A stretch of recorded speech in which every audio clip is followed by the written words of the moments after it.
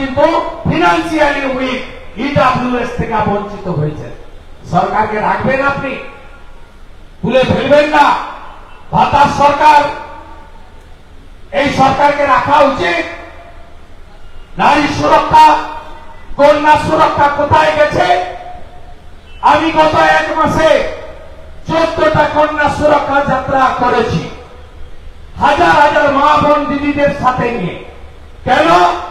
পশ্চিম বাংলায় কোন দিদি, কোন বোন, কোন কন্যা, এমনকি সিনিয়র সিটিজেন মা মাসিরা পর্যন্ত সুরক্ষিত নয়। কারণ কি? কারণ একটাই, এই রাজ্যের পুলিশ মন্ত্রী ধর্ষকদের প্রোটেক্টর, ধর্ষকদের ছাতা আমব্রেলা।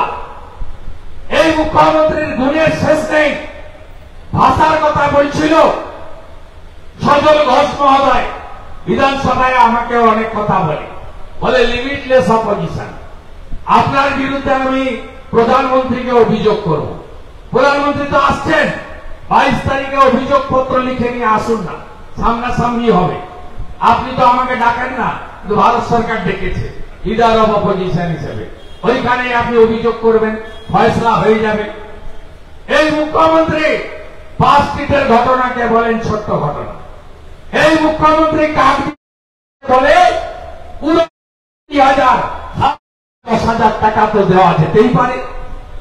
এই মুখ্যমন্ত্রী হাসখালিতে তফসিলি পরিবারের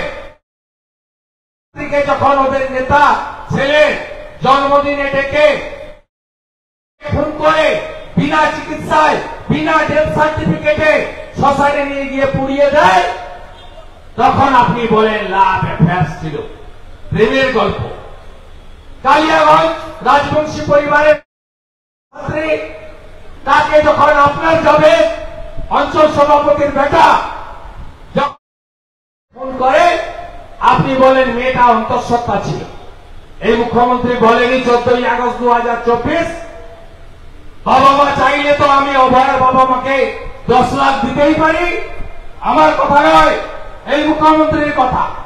এই মুখ্যমন্ত্রী এত বক্তৃতা করেন ডেলি। এই মুখ্যমন্ত্রী কখনো কসবা ল কলেজের ছাত্রীটা সম্পর্কে একটা শব্দ বাক্য প্রয়োগ করেন না কেন? এই মুখ্যমন্ত্রী 3 নম্বর সিরিয়ালে ছিল পানিহাটি ইলেকট্রিক চুল্লিতে সোমনাথ। তিনি যেহেতু তাড়াতাড়ি করে পুড়িয়ে দিয়েছে অভয়ার দেহ, তাই তাকে পানিহাটিতে চেয়ারম্যান করে পুরস্কার দিয়েছে। অভয়ার প্রমাণ লোটপাট করেছে। 14ই আগস্ট মাঝরাতে বিশেষ সম্প্রদায়ের বিশেষ লোকেদের এনে গাড়ি ভর্তি করে কামারহাটি থেকে, বেলগাছিয়া থেকে ছোট ছোট ট্রাক ভর্তি করে অতীন ঘোষ আর্জিকর ভেঙে দেয়নি প্রমাণ লোপাটের জন্য। আপনারা তো সাক্ষী উত্তর কলকাতার মানুষ, বলুন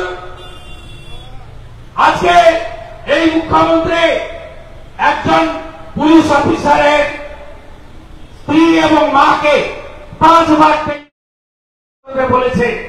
অনুব্রত মন্ডল তাকে গিয়ে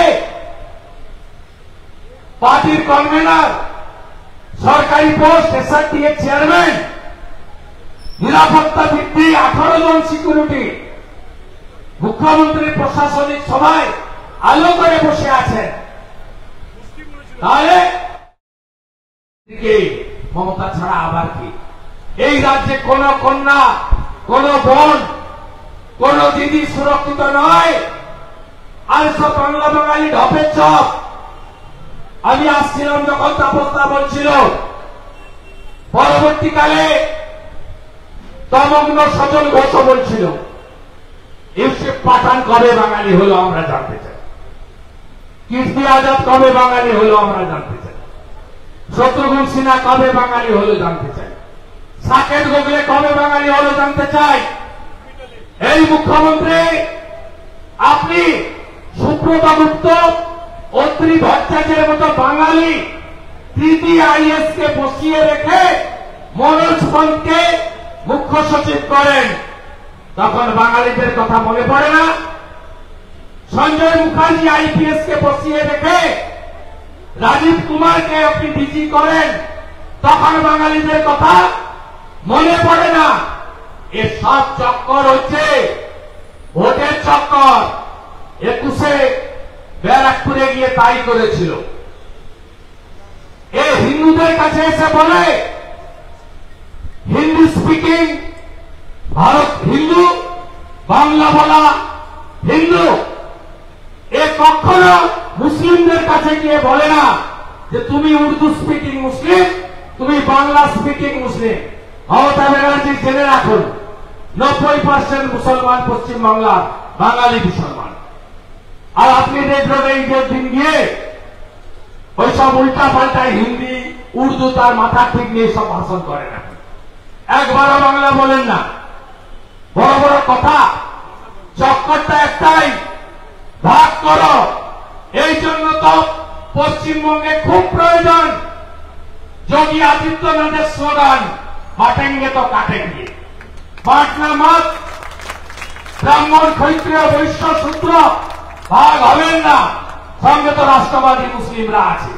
ওখানে দেখছিলাম কয়েকজন বসে আছেন, মঞ্চেও দু একজন আছেন। সংখ্যায় কম, থাকুন না সঙ্গে, নো প্রবলেম। আমাকে ভুল বুঝবেন না, আমি কোথাও বলিনি মুসলিমদের ভোট চাই না, আমি বলেছি পাই না। এটা কঠিন সত্যি, কঠিন সত্যি। আমাদেরকে ওই এলাকায় ঢুকতে দেওয়া হয় না। মুসলিম এলাকায় ভারতীয় জনতা পার্টি নিষিদ্ধ। মোদীজির রেশন নেব, ওটা আমার অধিকার। মোদীজির প্রধানমন্ত্রী আবাস নেব, ওটা আমার অধিকার। মোদীজির স্বচ্ছ ভারতের শৌচালয় নেব, ওটা আমার অধিকার। মোদীজির নলে জল নেব, ওটা আমার অধিকার। কোভিডের ভ্যাকসিনটা নেব, দুটোর বদলে 3টে নেব, ওটা আমার অধিকার। জনধন যোজনার সুযোগ নেব, ওটা আমার অধিকার। কিন্তু ভোট এলে বলবো এই বিজেপি হিন্দুদের পার্টি, জয় শ্রীরামের পার্টি। সেই কারণে আমি বরাবর বলি যে জাত পাত পথ মত থাকবে, অস্বীকার আমি করব না। কেউ রামকৃষ্ণ মঠ মিশন করুন, কেউ ভারত সেবাশ্রম করুন, কেউ ইস্কন করুন, আপনারা করুন না। ঠাকুর অনুকূল চন্দ্র করুন, বাবা লোকনাথ ব্রহ্মচারী করুন, যা খুশি করুন। ভারতবর্ষের সংবিধান আপনাকে স্বাধীনতা দিয়েছে, কিন্তু at the end of the day আপনাকে ভাগ হওয়া চলবে না। যোগীজি হরিয়ানায় বলেছিল বাঁটনা মত, বাটেঙ্গে তো কাটেঙ্গে। নরেন্দ্র মোদীজি মহারাষ্ট্রে গিয়ে বলেছে बांटेंगे तो निर्ममता का सहित काटेंगे, जैसे औरंगजेब ने काटा था।